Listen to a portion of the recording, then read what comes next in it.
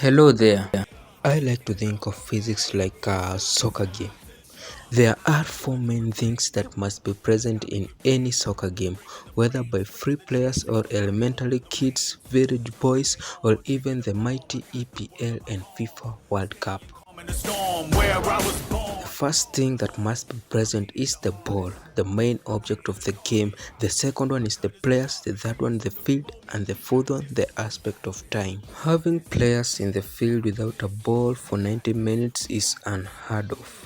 Having the ball in the field for 90 minutes with the players absent is, and having the game going on without considering time is everlasting game. Totally unbelievable. So physics is the study of matter, energy, space and time and how they are all interrelated. Matter is simply anything that has mass and occupies space, the ball in our soccer model.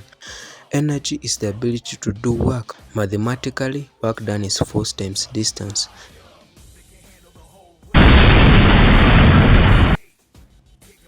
For this ball to move from this point to this point and to anywhere in the field, energy must be there. So the players are the source of energy. Number 3, we have space. This is any point or region on the expanse of the universe.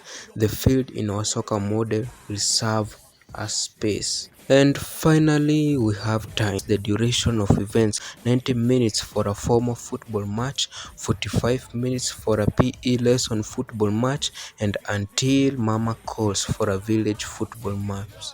All in all, for any venture in knowledge or science to be classified as physics, it must deal with matter, energy, space and time, just like it is with football, the ball, the players, the pitch and the aspect of time, or the referee and his mighty tiny whistle. But what about the physics of antimatter? Well, a coin always has two sides, and you can either be alive or dead. And if you are in a coma, you are alive but fighting not to die. And there is this famous quote, for every particle there is an equal and opposite anti-particle.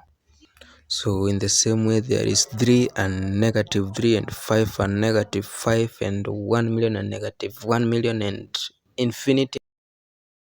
But for the sake of this video, we will not dive into the physics of antimatter because some people here are really anti-soccer. The next time you wanna teach anyone the fundamentals of physics, use the soccer model and see if it's gonna work. I call it home. I'm hitting the hardest. I'm hitting the target. Yes, it's gonna work. I'm taking it up higher. I'm taking it up higher. I'm taking it up a mountain.